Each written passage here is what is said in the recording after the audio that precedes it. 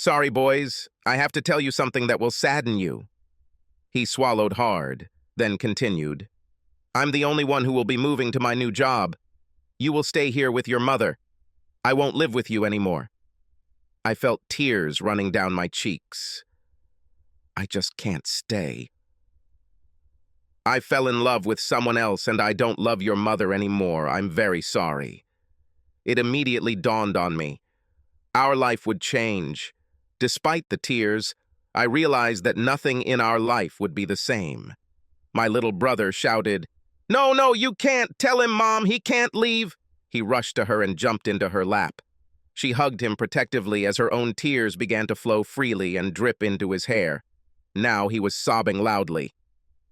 Why are you leaving? Don't you really love us anymore? He was his dad's son, a remnant of the past. It's not about you. I will always love you boys.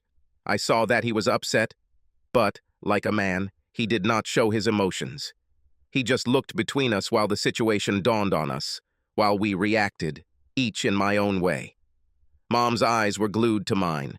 She was expecting something from me. I was too young to know what to do for her, but old enough to understand that I had to do or say something, but what? Tears dripped from my chin. I looked from my mother to the man who, just a few minutes ago, had been my father. I needed to intervene, protect my mother. She needed me. He didn't love, how could he not love her? She was our mother. She always surrounded us with her love, showed it to him and to us, every minute of every day. I saw how hurt she was. She loved him so much, it was obvious. How could he just leave her like that? Throw her aside, for what? Who was the other one he now says he loves? Did I care about this? Not really. I will answer this question some other day. He couldn't hold my gaze when I looked at him. He looked down, unable to meet my determined gaze. Then I got up from the sofa and stood next to my mother and brother. Now they were my family. You better leave.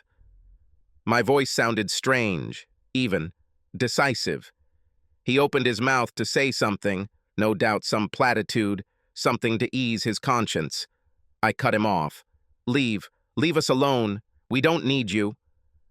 I certainly didn't want this. I was angry, hurt, scared, and upset that a man I had admired all my life could do this to us, particularly my mother. The woman he married, for better or for worse.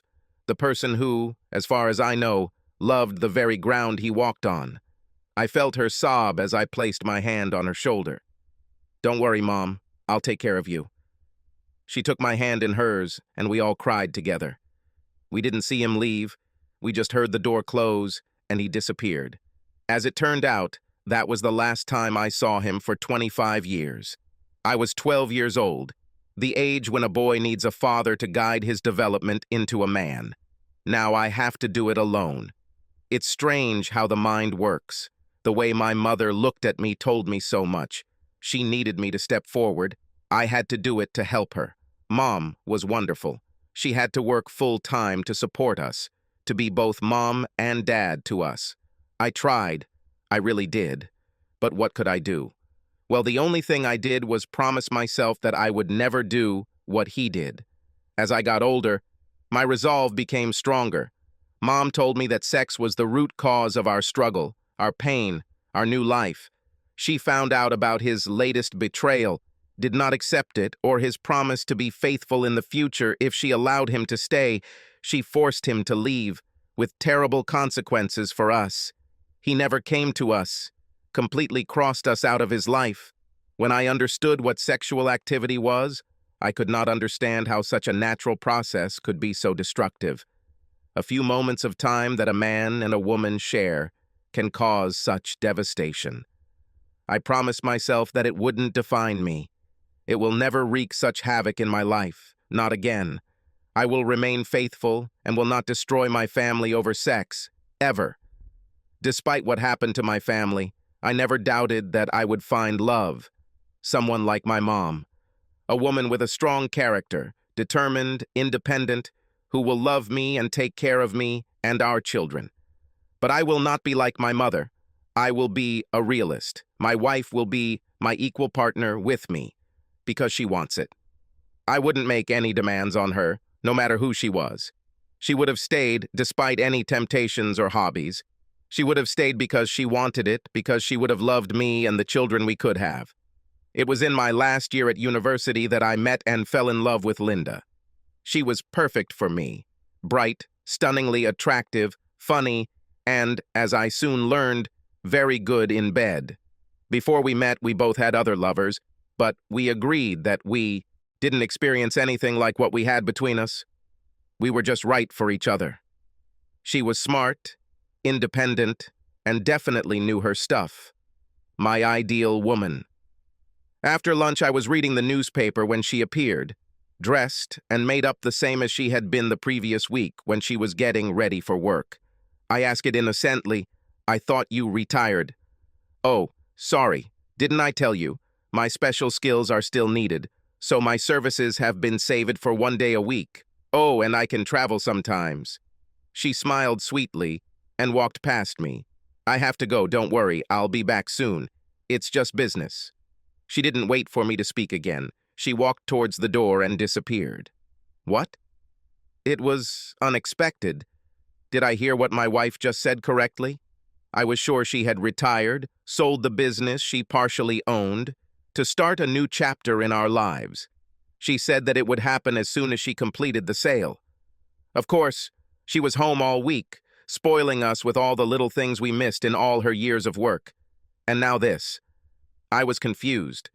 Linda joined the company for a year-long internship as part of a business management course, and after receiving her diploma, she moved on to a full-time job. The managing partners, Brother Grant and his sister Natalie, spoke well of her, so they paid her a fee for her final year of study. We married shortly after graduating from university, and 18 months later, our first child, Sophie, was conceived. But Linda had thought ahead and continued to work from the office her company had set up in our home. What struck me most was her ability to compartmentalize her life. She took everything for granted, balancing work, giving birth, running the household, and keeping me happy and content.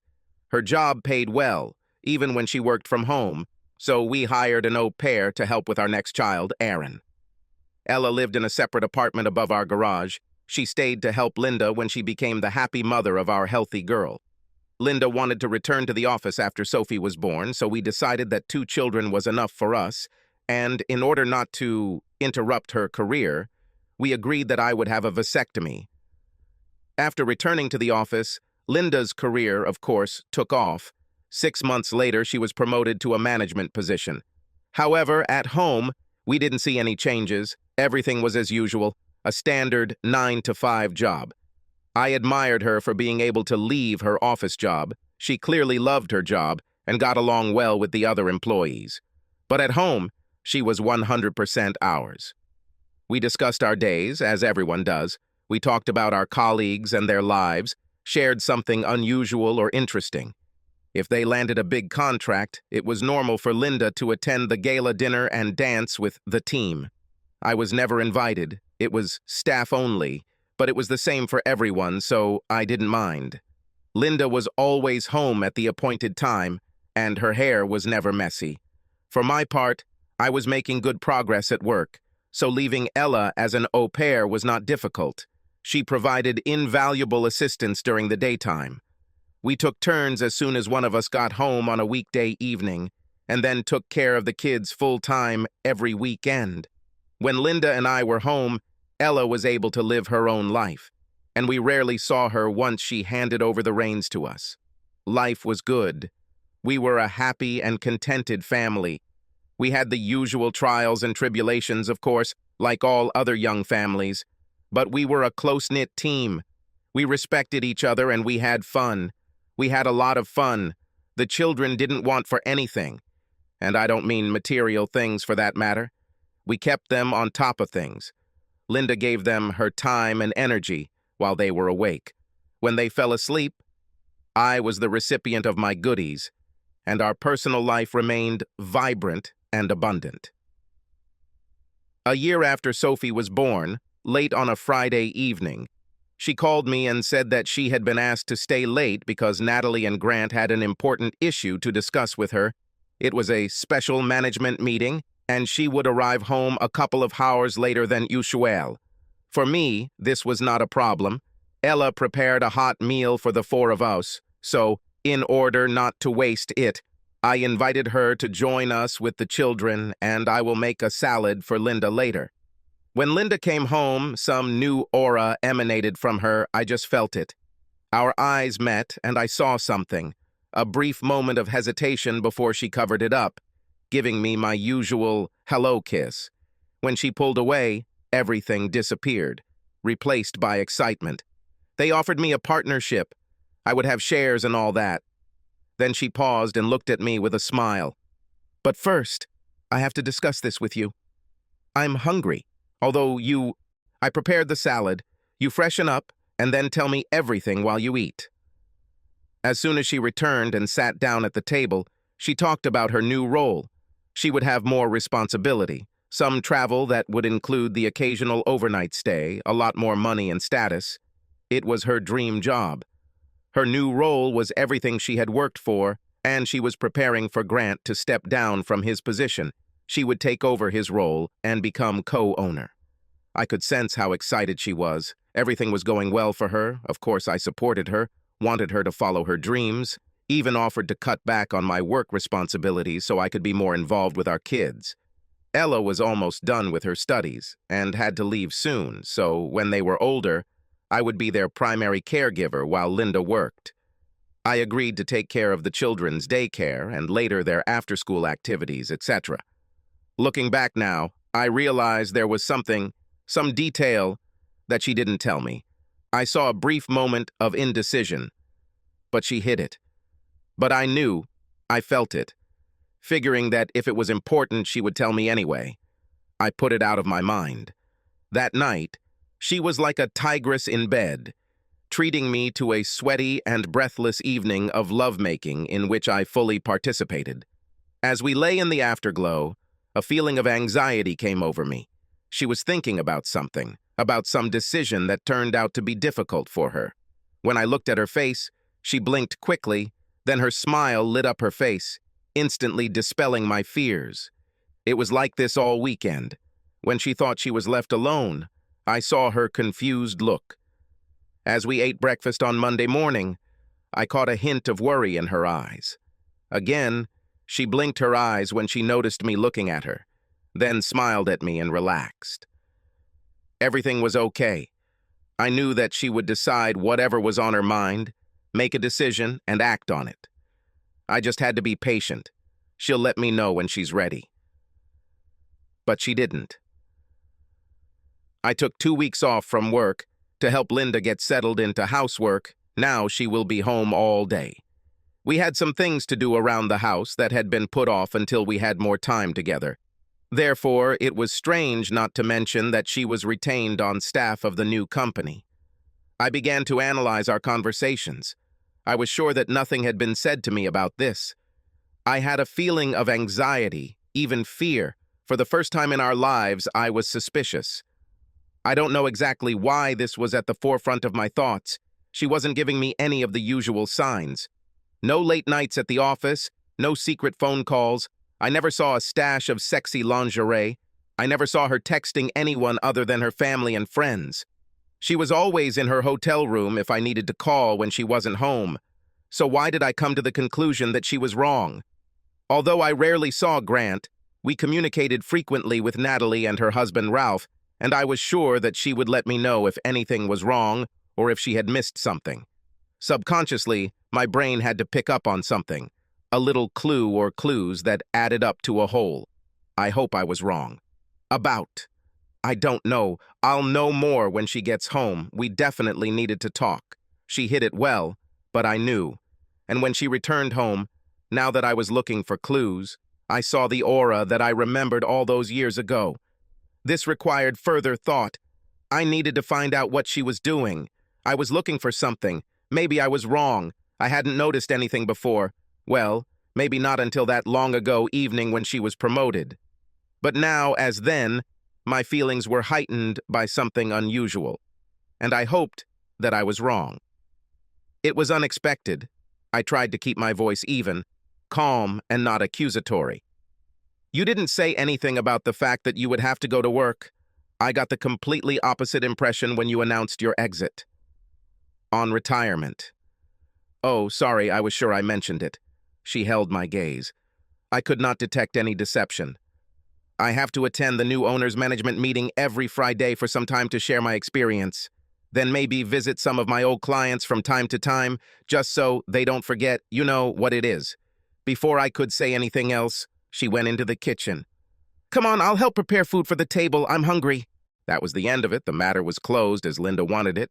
We ate, made plans for the weekend with the kids, and made love, quite passionate love. The tigress returned to bed that night.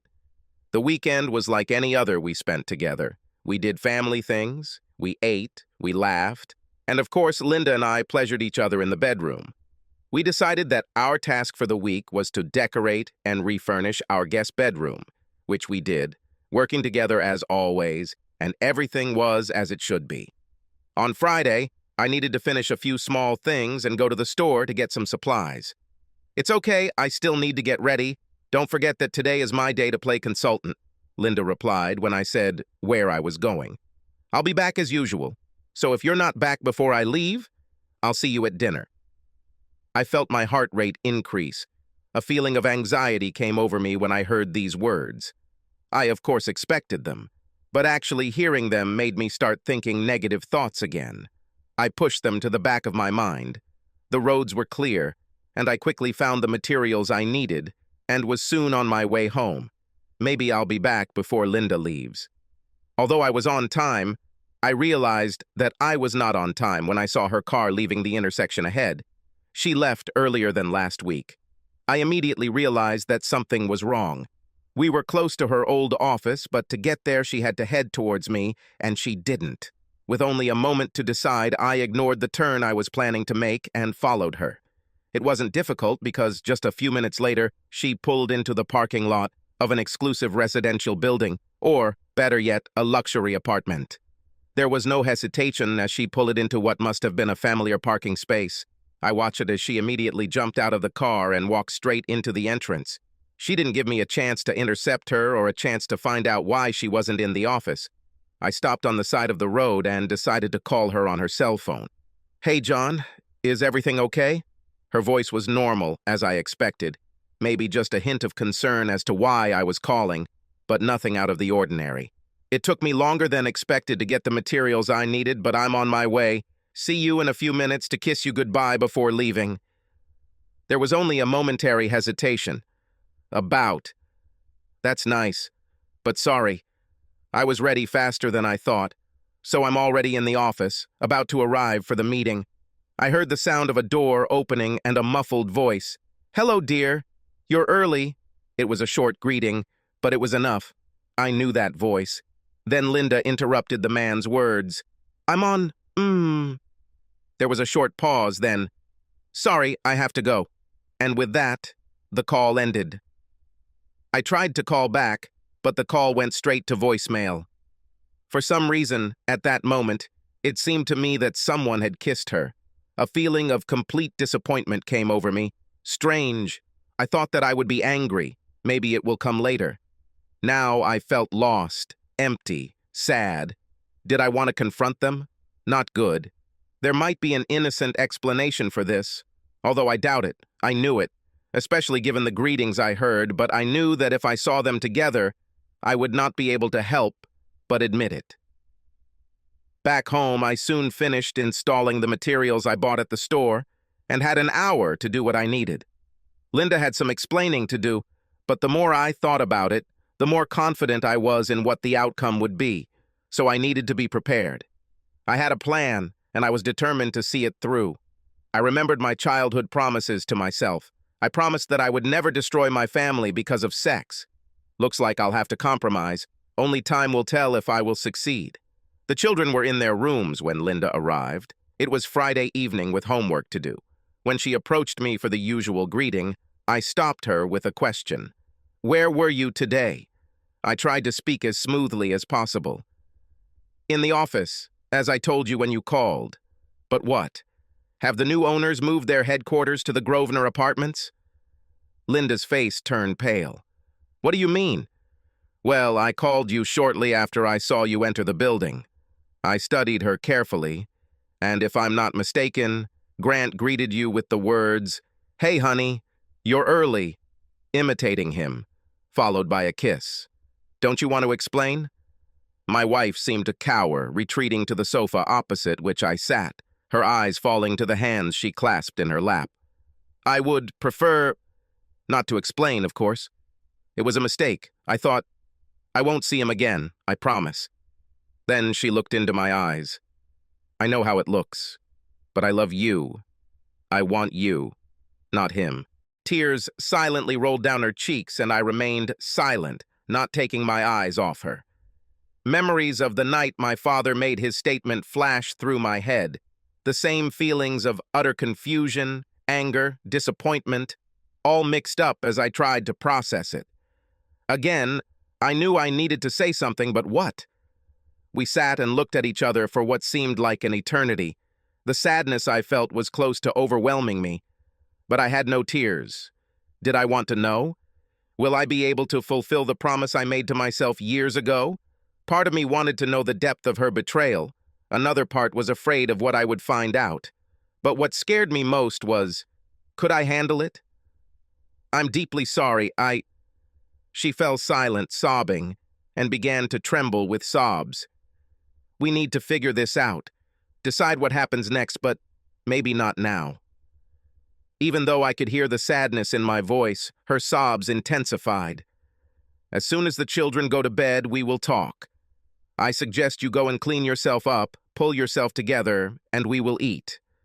I don't want them to see you like that. I stood up. I needed to get away from her. Please understand that you must be honest with me if we want to stay. I left her there. There were even more tears. She stretched out her hands to me. There was a pleading expression on her face. She was looking for at least some sign of hope for us. At that moment, I couldn't give her what she wanted. So I turned away and went to the kitchen. Dinner in 5 minutes is my usual cry to call the children. It took me 15 minutes to get the food ready to serve, so hopefully Linda could pull herself together. I heard Aaron run down the stairs, what sounded like thunder. He was already sitting down at the table when I heard Sophie and Linda arrive together. They were talking quietly to each other before they also sat down at the table. We ate like a family, like many times before, but there was some kind of atmosphere.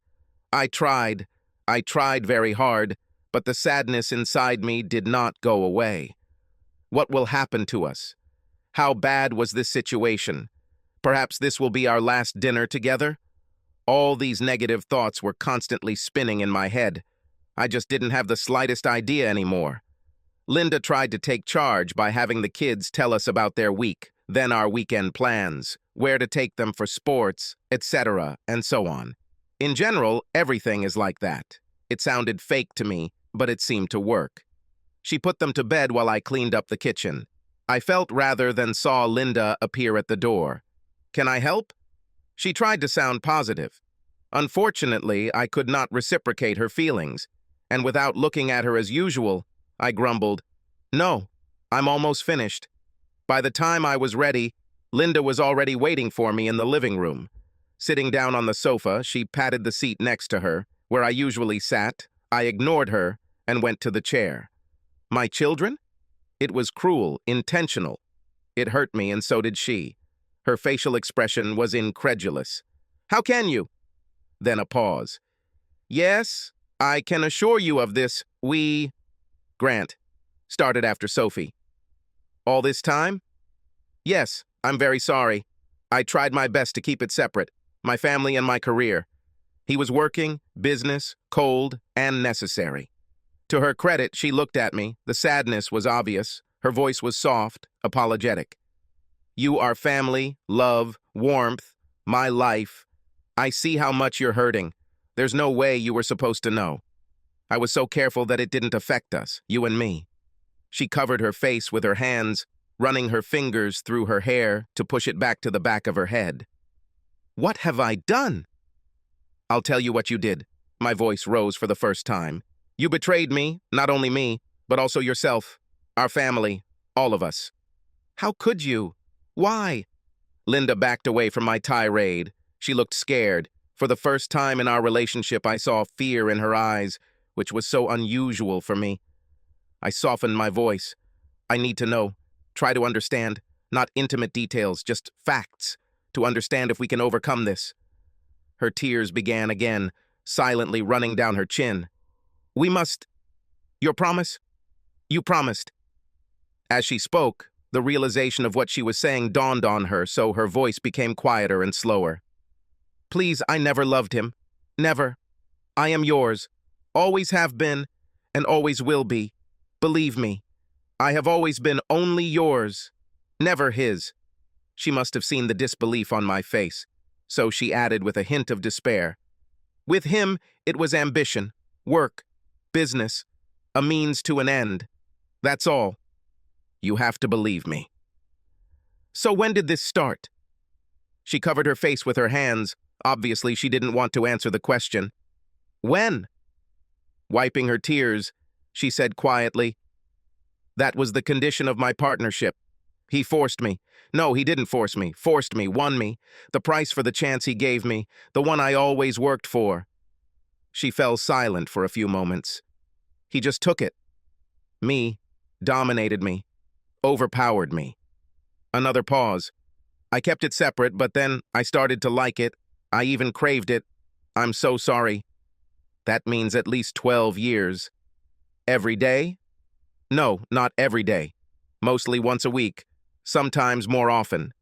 The longer it went on, the more I needed it. Not him, but what he did to my body. The way he made me feel. He's not like you. She turned away, unable to cope with the fire in my gaze. What a fool I was. I'm so sorry. While I was digesting her words, she jumped off the couch and knelt down, placing her head and hands on my lap. You won't leave me. Please don't leave me. You are my life. Don't leave me because of this. I love you. I have always loved you and will always love you. Quieter now. Her voice is slow, deliberate, desperate. I already said that I won't see him again. I'm serious. I can give it up. I have already given up on him. Please believe me, you should. Must? Then why now? After all, your retirement was a chance to break away from him, but you didn't do it. She raised her head to look at me. You wanted to go to him? You left me here to visit him. I'm sorry, but it seems to me that you chose him. No, she screamed, then more quietly. Never, never, not for a second. I choose you, only you, always you. Please, you must believe me. Then why did you go to him now? I don't know. It seems so stupid. My reason was, I don't know. Like I said, he does things to me that we didn't do. I didn't give him anything that we hadn't already shared. He's just different, not better. You didn't lose anything from this. You got so much more from me. I love you. But I definitely don't like him. She was silent for a moment, then, he needs me. I'm all he has in life. I thought you wouldn't miss me for a couple of hours, just 2 hours. Every now and then. When I didn't say anything, she added, it sounds funny, I know. Yes, funny. So funny that I can't continue this now. I'm exhausted. I need to think. We need to talk again. But not now. Not today. When I stood up, she jumped to her feet. A look of hope appeared on her face, but it dissipated when she saw my expression. She stood in the middle of the living room and waited for me to close the door. She followed me up the stairs, no doubt expecting us to sleep together, but I moved some of her things into the newly decorated guest bedroom. So when I crossed the threshold of our room, I simply said, I need some time and space. Your room is at the other end of the corridor. I heard her sigh as I started to close the door, then whisper, no, please, not this. We don't need this. She must have realized that I had already decided everything. When I closed the door, the last thing I saw was her standing there, looking lost, beaten, shoulders slumped in defeat, a picture of despair. I slept soundly. It seemed to me that my world had fallen apart, that everything I believed about my marriage was a lie. I knew it perfectly well. Apparently, I was too trusting. I searched my entire brain for clues that I might have missed. But nothing. I have not seen anything. There was only one evening when, as I now know, it began. She was preoccupied, then she seemed peaceful, but determined. Maybe I'll ask her about it. Thoughts were spinning in my head about what if, what now, what should I do? Do we have a future? Waking up early. I was getting ready to take Aaron to soccer practice and then Sophie to dance class. We were having breakfast, and when I heard Linda get up, my pulse quickened with a feeling of dread. I wasn't ready for this. I needed to act normal for the sake of the children. It would be difficult. We have always been such a loving family. Well, that's what I thought, anyway. Good morning? It seems I'm a little late. I didn't sleep very well. It was her usual cheerful voice, which I loved, but I think I don't have my wife's ability to compartmentalize her life, because when her eyes met mine, she stopped mid-sentence. In a quiet voice, she managed to add, "Sorry." Then her voice returned to its usual bright tone. She checked on the children and prepared herself the usual bowl of porridge. But I saw that the cheerfulness did not extend to her eyes. There was sadness and wariness. It was subtle, but nevertheless, I saw her. For my part, I did not ignore her, but I kept my communication to a minimum. And like her, I focused on the children. I left Linda at the kitchen table as we headed out for the morning gathering. I dropped Aaron off first, and then, leaving Sophie with her friends at the dance studio, I settled down at a nearby cafe.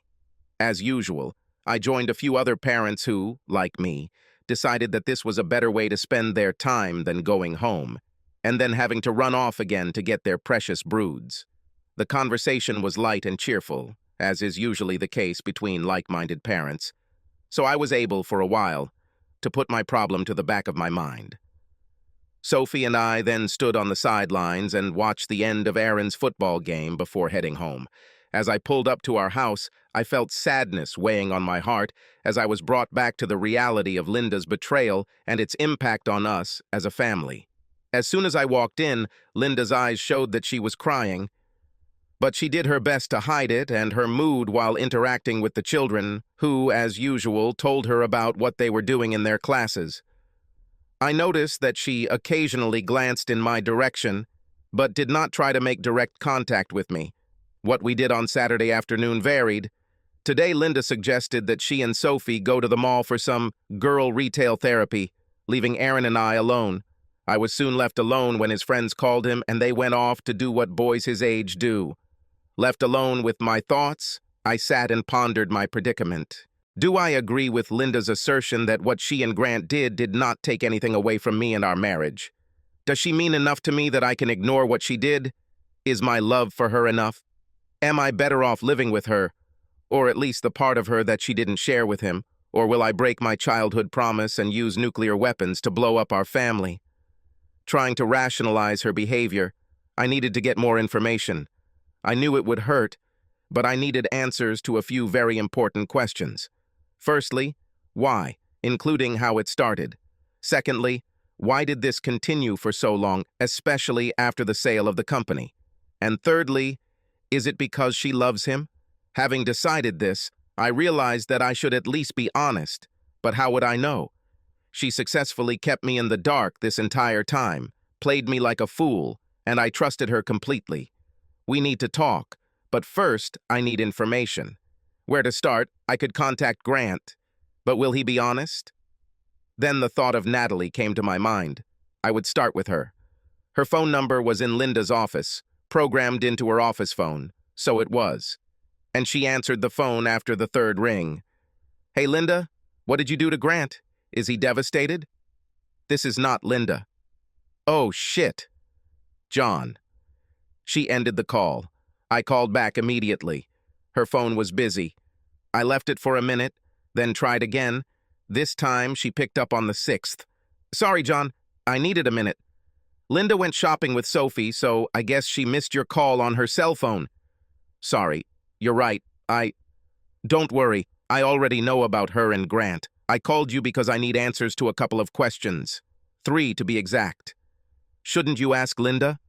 Since it turns out that I was kept in the dark for years, how can I trust what she tells me now? But if there is any future for us, I need to know that she is telling me the truth now." "I'm not sure I can help you," she said hesitantly. "The only other person is Grant, and I'm not sure he'll tell me the truth. And even if he did, I'm not sure I could control myself with him long enough to satisfy my curiosity. I realized my voice was harsh, so I softened it to continue. Please, I thought you were her friend and hoped you could help her save her marriage. Oh God, no, Natalie screamed, then calmed down and added in a quieter voice, Don't say that, please. You can't ruin your marriage over this, you shouldn't. I know that she loves you more than anything in the world. Sorry, but from where I'm sitting now, it's hard to believe. Yes, probably, especially if you just found out about it. I heard another phone ring on her side. Just a minute, let me answer. I sat and listened to her answer, what must have been her cell phone. Hello, Linda. Pause. John called. I said that. I thought that I needed... She didn't finish. Linda must have interrupted. Yes, he's on the other line now. Another long pause. So, I understand that he wants me to help him gain trust in you? She paused for a few seconds. Okay, I'll do my best. Bye. Sorry, it was Linda. But I think you heard? Yes. I decided to see what she was getting at. You said you wanted answers. She also wants me to be honest and tell you what I know. First of all, when did this start? She confirmed Linda's words that she was sure something happened on the day of her promotion. I'm not sure you can answer the next question. I paused to carefully formulate the question. I know they are lovers, but are they in love? They were very secretive. I'm sure no one else knows, just me, Grant, Linda, and now you. They don't act like lovers. In fact, I'm not even sure she likes him. He's my brother, and I don't find him particularly cute. She paused, as if contemplating whether to speak further. This doesn't answer my question. I have a feeling that he loves Linda as much as he can love. She lasted much longer than everyone else. As a woman, I think she must have some feelings for him to continue this for so long. I know she didn't want to give it up. I felt my heart skip a beat. This is exactly what I was afraid of. I thought so. I couldn't understand why this continued after they no longer worked together. You need to talk to Linda about this. Does he want her? I was afraid of the answer, but I had to ask. If I kick her out, will he accept her? No. Don't. She loves you, her children. She will die if she loses you because of this. I just know it. This may not be my choice. Even for me, it sounded sad. I may not be able to handle this. Promise me you'll try. Why should I promise you anything? We talked together. I thought we were friends. How could you hide this from me? You allowed them to continue this relationship for so long. How could you do this to me, to us, to our marriage? I was starting to get upset. I needed to end the conversation. When you answered my first call, you thought I was Linda and said Grant was devastated? I think she came to Grant this morning and told him it was all over, that she wouldn't see him again. She couldn't do this anymore. She had to choose, and he lost to you. The fact that she came to him amazed me greatly. I was stunned and angry, so I immediately ended the conversation. I resisted the urge to vomit, trying to control my breathing, sugary visions of her in his apartment, in his bed, flashing through my head. What was she thinking? What was she doing? I was still holding the phone in my hand when it rang. Without thinking, I answered, John, what happened? You disappeared. You hung up. Please don't do this again. I need to fix everything. Make sure you're okay. I'm not sure you can do it. You betrayed me almost as much as she did. You and Grant were in league before we met. Your seduction started from day one. I found it strange that you paid for her last year at university. He wanted her then, and you contributed to it. You took care of Grant, seducing an impressionable girl, picking up a toy for your dysfunctional brother. No, that's not true. She is not a toy, and she was hired because of her business acumen, abilities, and character. The rest came later. You see, he is incapable of normal relationships, so he takes mistresses, always happily married women, those who have too much to lose if they make his life difficult when he is done with her, which he invariably did. But, and again, reluctance to continue. But Linda was different. She's special, but you know it. She separates everything. That's why our business was so successful under her. Why didn't you know anything? Why did Grant completely ignore your relationship with Linda? They were separate. She kept them that way, each of you isolated from the other. You gave me a lot of information. I won't thank you because I'm too angry and I won't do it. I feel like an idiot, a cuckold. She was my wife. I loved her more than anything in the world except our children, and I don't see how we can survive this. John, please, Natalie interrupted me. Don't think so. Maybe I'll come to you. We can discuss everything properly and I can help. After Grant, you're the last person I want to see, I growled. Linda and Sophie will be here soon. I need to pull myself together for the sake of the children, and then discuss everything with Linda again. See if I can live the rest of my life with someone else's toy. Stop it, stop it. Natalie was starting to get angry. Don't call her that, please. Let her explain everything. Give her a chance, I beg you. I know what it's like, but please don't think of her that way. I said everything I wanted to tell her, so I remained silent. After what I did to you, I can't ask you to make a promise to me, but I beg you to be kind to her, to be the husband you always were to her, the man she truly loved from the moment you first met. So few people know about the two of them that your reputation will be safe, no matter the outcome. Just give her a chance. I'll talk to her, but I don't promise anything. Everything depends on her. She must convince me.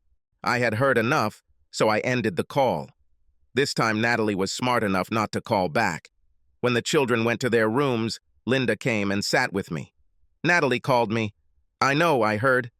No, she spoke to me after your call. She looked close to tears as she said, she was upset. I've never known her to be like that. You must have hit a nerve or something? What did she say?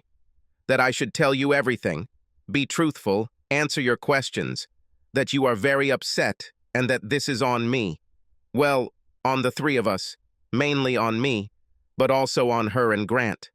I noticed a tear roll down her cheek. I want to know the truth. I had 3 questions that I needed to ask her to check your answers, but in a conversation with her, a 4th question arose. Why did you need to check? I've always been honest. No, I haven't been. Have I?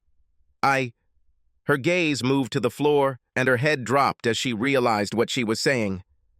You've been secretly lying for so long. How can I trust you to tell me the truth now, especially when you know our marriage is in jeopardy? I make it clear to you that lying will definitely lead to his end. It's on your conscience. This whole situation is of your making, and you are the one who caused it. And what's worse is that you always knew about my ortu, my promise to myself, and yet you betrayed me. Only you have a chance to convince me not to destroy the family that I value above all else. And believe me, this is a very small chance. Very small. She was sobbing. The realization of what she had done seemed to finally dawn on her. I decided to hit her harder and added, you must convince me why I should continue to live with a traitor, with another person's toy. She jerked her head up, and before I could react, she jumped up at me and slapped me hard in the face. I don't. Then, without finishing, she collapsed on the floor at my feet and whispered, but that's who I am. You're right. In your eyes, that's exactly who I am, and it's been that way for a long time. John, what have I done? All you ever did was love me and... Unable to continue, Linda simply collapsed at my feet and lay there. Then I heard her take a deep breath, raise her head and look at me with eyes full of tears. Ask me anything. I'll answer honestly, I promise. It will hurt you, but believe me, it will hurt me much more to know this. Okay, we can start. First, I want to know why, including how it started. She reached for a napkin from the box on the coffee table. Blowing her nose, she took another deep breath and began. They were so good to me. Gave me a job. Trained me. It was my dream. The whole team worked so well together. I became their unofficial leader, the link between staff and management. Natalie and I worked so well together. Grant, not so much. From our very first meeting, he had this look as if he could look into my soul. At first it was unnerving, but then I just accepted it as his manner. He never gave me cause for concern, never did anything wrong. He was distant, withdrawn, often unfriendly, rude even. You know, you met him. It's not pretense. It's him, his personality. Why start an affair with, please, this is quite complicated, just let me try to answer your questions. I saw how difficult it was for her, so I waved my hand for her to continue. We continued in the same spirit, Grant, a loner, the undisputed head of the company, the brain of our success, provided Natalie, me, and the team with contracts for work. He had all the contacts, he understood the market, knew where and when to strike. As you know, they were kind to me when I got pregnant, supported me in both cases, and when I returned, they soon promoted me to a management position. I was in seventh heaven. All this study, the skills that I acquired, were put to good use. But still, Grant held in his hands the missing cards, the key to the success or failure of the company. For me, it was a mystery, a puzzle that I couldn't solve. He just didn't let anyone in until... Linda took a deep breath as silent tears began to fall again. They asked me to stay. They said that they needed to discuss something important. They told me to warn you that I would be late. You probably remember this was the first time. Natalie led all the conversations. Grant was planning to retire. She said that he was ready to hand over the reins, transfer his knowledge and skills to me. She took another napkin and wiped her face and nose. They already had a new contract ready. I was supposed to become a full partner, vice president. This was my chance. I was supposed to become his shadow. He was supposed to give me 2 years of training, and I was supposed to become the new head of the company. You know how ambitious I was then, and still am, to be honest. So of course I was interested. What they were offering stunned me. And when I saw the exceptionally good and lucrative offer, Natalie walked away, leaving me to discuss it with Grant, as she said. Then the conversation began with hints, double meanings, all sexually charged. Does the prospect of being right underneath me excite you? And everything like that. All this was said with a teasing expression on his face that I had never seen before. He told me that he needs you on board because there will be times when I need to travel with him, you remember, I'm sure. I nodded my head. I actually remembered it was only recently that I realized the meaning. It was only when he realized I was hooked that he told me he had a condition. He said it was not negotiable, and the next words he said shook me to my core. I will have sex with you. I wondered if I understood him correctly. Then, before I could react, he kissed me, his tongue deep in my mouth, reaching behind my head to hold it in place as he overwhelmed me with the passion of his kiss. I resisted, tried to push him away, but he was too strong, even caught my hand when I tried to hit him in the face. My body betrayed me. I reacted despite my rational mind's objections. I felt like I was giving in as he continued to kiss me. Then, when he let me go, I resisted. I said that I was happy in my marriage, but he noted that this was a plus for him. He did not want or need a permanent relationship, just someone who would satisfy him sexually. I told him I don't even like him. Finally, in desperation, I asked why he thought I would agree to such a condition. I remember his words exactly. They defined my life from then until now. Because you are ambitious, you want this job. You need the power that it will give you. Prestige is important to you. The whole package excites you so much. I can see it and you know it. Oh, and maybe most importantly, sex with me will be good. I'm sure you'll enjoy it. And to my eternal shame, he was right. He took me then, right there in his office, and laid me on his conference table. My mind knew it was wrong, but my body wanted him, so I gave myself to him, and he took full advantage of it. I'm embarrassed to say it was good, but it was so good that we then went to his apartment and continued there. That weekend, I should have discussed the job with you before I signed up for it. We, you and I, made love.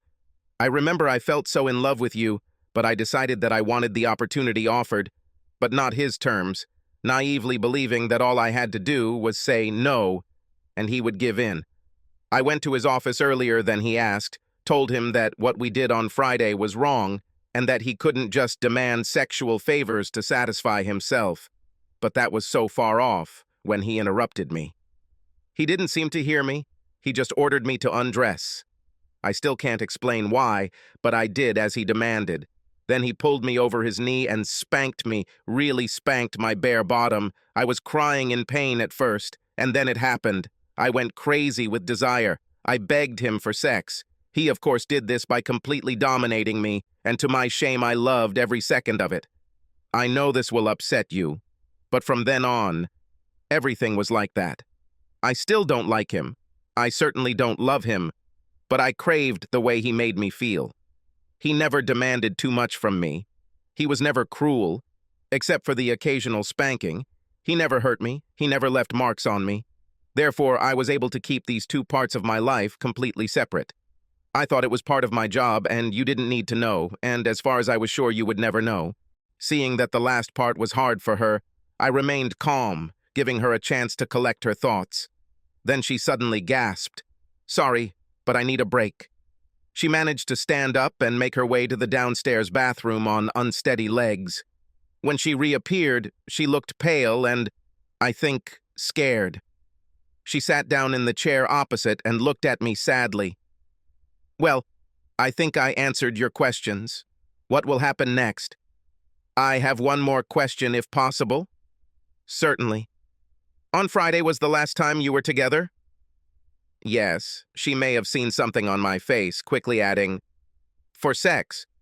But I went there this morning to tell him that I won't date him anymore." "I do not trust you." You should. It's true." "How do I know this?" I kept my voice even. "Can't you see that you have destroyed my faith in you? I know that I can never trust you again, especially when it comes to Grant.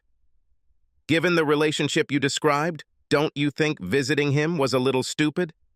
What am I supposed to think? That he just accepted your decision? Said thank you and wished you well? No, I believe that he demanded that you serve him one last time, and you, as usual, were powerless to resist.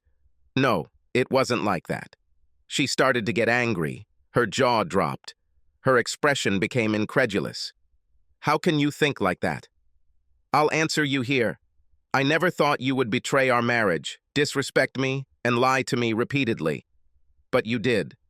So what does it mean that you didn't listen to him? Now I was on a roll. It was my turn to add a little pain to her, to make her feel some of the torment that I felt. You told me that you crave his society, you like what he does to you, your body reacts to him, so why not? After all, your husband has agreed to this for most of our lives together, so why not do it one last time, so you have something to remember about him, a treasured memory. I believe he even tried to talk you out of your promise to me, that you will end up with him. No, none of this is true. It didn't happen. You have always been my priority." I began to object, but she continued, "I know this is hard for you to believe, but it's true. My love for you has only grown, not diminished. As my husband, you have always come first to me. Work has provided us with a good lifestyle. You seem to be happy as the main parent, and you have to believe me when I tell you that you have always made me happy. I am very sorry that in order to satisfy my ambitions, to further my career and provide us with the lifestyle that we enjoyed, I had to betray your trust in me, but understand this. I never lost respect for you as a man, husband, and lover. I think I showed it every day I was home. What I did with Grant was separate. It was work, my career, my job. It wasn't my life, my love, my family. They were all here, always here with you." We sat looking at each other for a while. I saw hope in her eyes, her desire for me to accept the apology and continue living as before. But I knew that it was not so easy, at least not for me. She had time to deal with it. Her eyes were open all the time, but for me, it was new. A shock, a surprise, a terrible realization that part of our life together was not real. It was a lie. It deceived me for years. How could I just forget about it? No, I needed time to think. Deciding I had heard enough, I was tired, confused. It was late, and I got up to get ready for bed. Linda broke the silence. In a quiet voice, she pleaded, "Please, let me make amends. Let me prove my loyalty to you and our family." Don't throw me away. We can't ruin our marriage over this. Please, I beg you." I didn't answer. I just closed myself off and went to my bedroom. When I started to undress, she appeared at the door. "Can I?" Her eyes betrayed her need. They looked from me to what used to be our bed. "No." I turned my back to her and heard a quiet sob, but did not say anything more. When I finished in the bathroom, she was still standing there, looking even more sad than the night before, and remained there until I turned off the bedside lamp. I didn't sleep, but I kept my eyes closed and didn't hear her leave. By that point, I didn't care anymore. Was my mother right to be so unforgivable and push my father out of her life? Perhaps she was right. Was my promise to myself unrealistic, naive, childish? Maybe. These thoughts kept running through my head. By morning, I was still not close to a firm decision on what to do with Linda. On Sunday, we usually went to bed late, but am I kidding? Linda and I usually did not sleep. The children slept. Who knew that it was a tradition to retire? We often made love, warm, soft, languid love together in the early morning light, and then I made drinks for us while we basked in the dawn. But not today. I was tired, irritable, unhappy, and confused. I lay awake, contemplating what I had learned in the last 48 hours. I was trying to decide what to do. Why should I keep that childhood promise to stay married if this was the case? Given that Linda told me it was only sex with Grant, perhaps I should after all.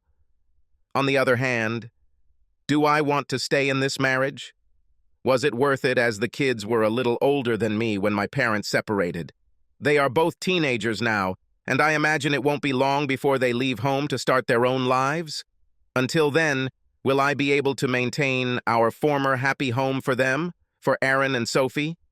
If I stayed, or let Linda stay, could I make things work out? At that moment, in the mood I was in, I felt that this was doubtful. I wanted to spill out, to hurt Linda and her lover, to let them feel the pain that I felt. Then there was a knock on my bedroom door. I didn't even notice it was closed. "Mom, Dad, can I come in for a minute?" It was Sophie. If I let her in, she would see me alone and start asking questions that I didn't want to answer yet. "I'm getting dressed. I'll be there in a minute. Put the kettle on, and I'll come down." I heard a quiet, "Okay," did as promised, and she excitedly explained, "My friend Karen invited me to spend the day with her family. Is it okay if I go now? I already had breakfast. Can I have it? How could I refuse? Their lives must go on despite my problems." Karen lived just around the corner, but I still offered to take her there, but she didn't need me, so she said so. Aaron had been in bed until noon, so it was no surprise that Linda was the next to wake up. I was surprised by how she looked. Unlike me, she looked well-rested, even relaxed. "Where is Sophie? Is she not in her room? What do you care? I dealt with her." Then, casually, he added, "She's with Karen for the whole day. And so we will continue?" I lowered my head as she continued, "Please, John, don't shut me out. I want to help. I really do. I was wondering if consultations would help us. I'll do everything to get us back to what we were." It surprised me, not the consultation, but the fact that she brought it up so early. Didn't she understand that I was devastated and needed time? Instinctively, I looked up at her. She had her hand on her hip, standing close to the dining table, looking at me. "Oh my God, John, you look terrible. Haven't you slept?" Her expression on her face was now concerned. "No, of course, you weren't sleeping. You couldn't. What have I done to you?" As she said this, she reached out to hold my head close to her, as she usually did if I was sick or upset. Her touch repulsed me, and I quickly pulled away, getting to my feet. Now her face expressed only shock and perhaps disappointment. Without saying a word, I went to the shower that I had missed in my haste to go down to Sophie's. I felt a little better. I was better prepared for this day, but who was I kidding? Dealing with Linda would not be easy, but it had to be done.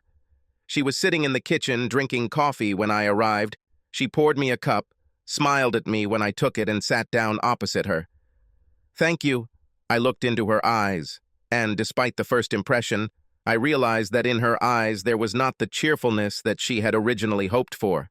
There was sadness and, I think, an element of fear. My promise, a promise I made many years ago, I will fulfill it.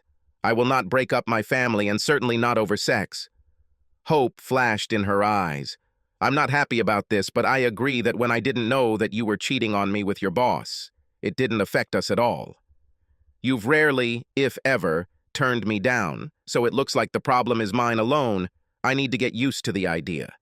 It will take time for my anger to fade, if at all. So in the end, whether you decide to stay will be up to you and will be entirely your decision. John, please let me finish. There are conditions, things you may not like, conditions that I must insist on if we want to live here together. Anything. I will do anything for our family, especially if I can stay married to you. I love you so much it hurts. I know what I did to you, and I have to make it right. Let's hope this will be enough. I watched her expression become concerned as I laid out my terms. We have to stand as one in front of the kids, work together like we always have. It's easy. I agree. I need to be away from you for a while, well, in the sense of not being husband and wife. So for now, you'll sleep in the guest room. No, please, how can I? Seeing my determined expression, she retreated. Okay, I will do it for now, but I want you to know that in order to make amends, I need to be in your bed, so please don't leave me for too long. My offer is limited in time. I will stay with you until both children are adults. As soon as they leave the house, it will be over. What I feel at the moment is that I will probably divorce you then. We could restore our relationship, of course, and stay together, or perhaps you won't want to stay, but that will be up to you. No, please. I'm sure I'll just die if you leave me. I promise to work hard to earn your trust because I know you still love me. You have to try hard to give me this chance. I believe in you and your love for me. I have always believed and will always believe. After pausing to digest what she said, I continued. Finally, you will no longer have any contact with Grant, none at all. It's easy. I told you I'm done with him, but what about Natalie? She's my best friend, isn't she? I would like to say no contact with her, but you need a friend, and I think she understands the consequences of any further betrayal. And as we tried to improve our relationship, my anger and tension in our relationship gradually weakened. Linda made sure I had no reason to doubt her, and when, about 2 months later, I allowed her back into my bed, she did everything she could to help me forget her indiscretion. I have no doubt that Natalie kept her updated on how Grant was doing, but his name was never mentioned to me again. Linda should have the last word. Those 8 weeks when I was forbidden to sleep with my husband were the longest of my life. I craved his touch, cried in my sleep every night when I was alone. I would wake up early in the morning and sneak into his room to watch him sleep, listen to his breathing, and enjoy every moment spent next to him. In the beginning, I saw how unhappy he was every day. He disguised it well and hid it from the children quite well. He never waned in his devotion to them. He kept me at a distance and was, at first, simply polite to me, but gradually softened in communication as I sought to regain his trust. I understood perfectly well that I had caused him deep pain, that I and my behavior were to blame for his sadness. I think if it weren't for the events of his childhood, we would have divorced. And if I had not done anything, we would have gone to this point. However, I needed to take my time and first give him the psychological space he needed. After 6 weeks, I noticed that his attitude began to change. We began to talk in the evenings. He sometimes sat with me on the sofa, and I decided to take a chance. I asked him out, invited him to a romantic dinner, hoping that we would end up in bed. He held out for another 2 weeks, while I intensified my seduction. I was over the moon when he allowed me to stay with him again. Another 2 weeks passed before he allowed me to move in with him permanently. The feeling I felt that first time I stayed all night was indescribable, and I promised myself that I would never do anything that would jeopardize the love I knew we still shared. Both kids are away at university, and I'm happy to say we're still together, but sometimes I see the sadness in his eyes and do everything I can to distract him. I hope that now we will grow old together, And if this does not happen, it will not be for lack of trying on my part. I am very lucky to have married such a strong, confident, and forgiving man. I'm not sure we would have survived if it was he who cheated.